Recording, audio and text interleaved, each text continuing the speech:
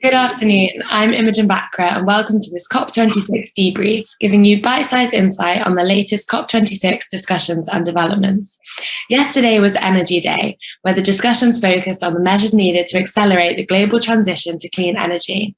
I'm joined today by our climate and ESG specialist, Caroline Hatz, who's on the ground at COP26 to hear her key takeaways. So Caroline, what further commitments to the clean energy transition renewables have you heard about? Well, I have to say yesterday was incredibly exciting, and NatWest joined in one of those announcements, which was the Power Past Coal Alliance, which was sort of attracting 28 new members, including obviously NatWest, HSBC, the Export Development Company or Agency of Canada. And the intent is very much sort of, to eradicate the use of coal by 2030 and therefore reduce our exposures. The 28 counterparts make up about $17 trillion in assets across 150 members.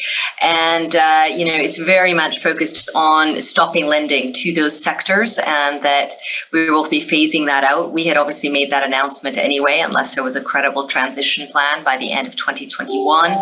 And here the official statements are as of by October 2024, with a global phase out by 2030 globally. The other thing that was obviously really, really important was 190 countries and organizations that joined together to very much end the use of coal or the support of coal power. At least 23 nations made new coal commitments, and that included countries like Vietnam, Poland, South Korea, Egypt, Singapore, Chile, and the Ukraine. And this was then called the New Global Coal to Clean Power Transition Statement.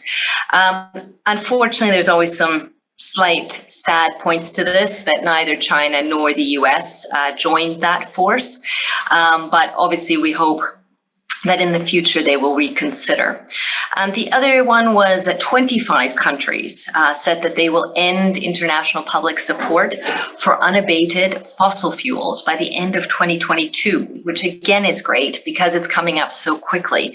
It was one of the comments that I made a couple of days ago, is that, the timelines are becoming shorter. We're not sort of focused anymore on 2050, but things that are much more in our control. And this came on top of other announcements by China, Japan, and South Korea to end overseas coal financing, which means all significant public international financing for coal power has effectively ended. So I think, we are moving in the right direction. The devil will be in the detail.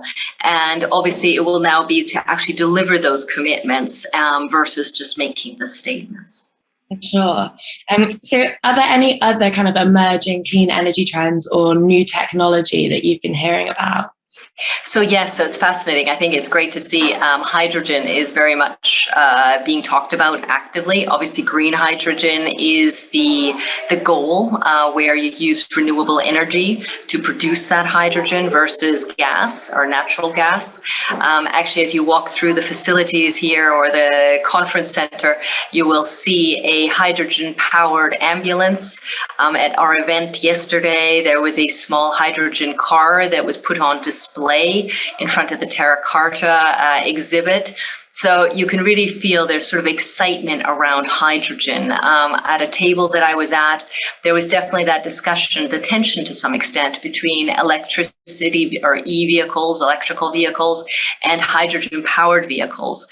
And, I think what we're realizing is that we can't really get ourselves too focused on one form of renewable or new technology. It is going to be a mix of different technologies, and that will also tend to infer which industry you're in. Whereas, hydrogen is very usable in larger operations. It becomes slightly more complicated in smaller consumer type instruments that would use hydrogen. So I think this is where it's important to really keep an open mind of the different technologies. In addition, John Kerry yesterday had also announced, in conjunction with the World Economic Forum, it was called the First Movers Coalition, where members will make purchasing commitments that support the development of early stage technologies across the following industries. And again, this is really, really important. The industries include steel, cement, aluminum, chemicals, shipping, aviation, trucking, and any kind of direct air capture sectors. Some of the members were, for example, A.P. Møller, Amazon, Boeing, Vattenfall, and Volvo. And really the intent is so that you're kind of starting to influence the supply chain. And so the members committed to using sustainable aviation fuels and zero emissions shipping technologies by 2030. Similarly, shipping cargo owners are targeting to transport at least 10% of goods via zero emission ships and get up to 100% by 2040. So I think, again, this just sort of highlights how we are starting to shift supply chains and the actual source of fuel generation that we will be using. So you mentioned earlier that the timelines have gone from looking at kind of 2030 or 2050 to much nearer term. But obviously what comes out of COP26 this year will shape the energy sector outlook for decades to come. So what do you think that this could mean for restructuring in the industry? So it comes back a little bit to what I just said, actually, also around the supply chains. Ultimately, we're going to be using different forms of renewable energy to drive some of the production where we have used fossil fuels or coal-fired electricity beforehand.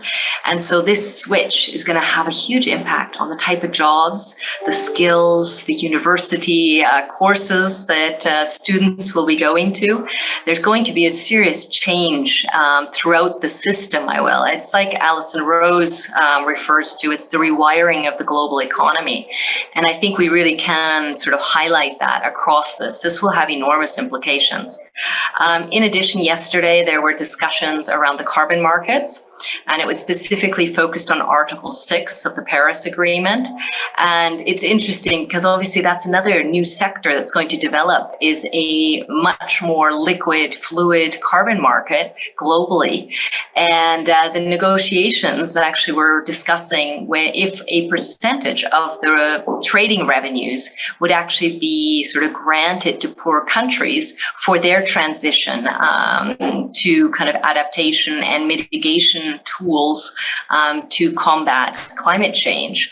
And the EU at this point in time is against it, but obviously the negotiations are continuing. So again, it sort of highlights how we are moving into completely new territory and new opportunities, new financial instruments that will be really exciting to be part of. Yeah, it certainly sounds like a super exciting and an interesting time for the industry.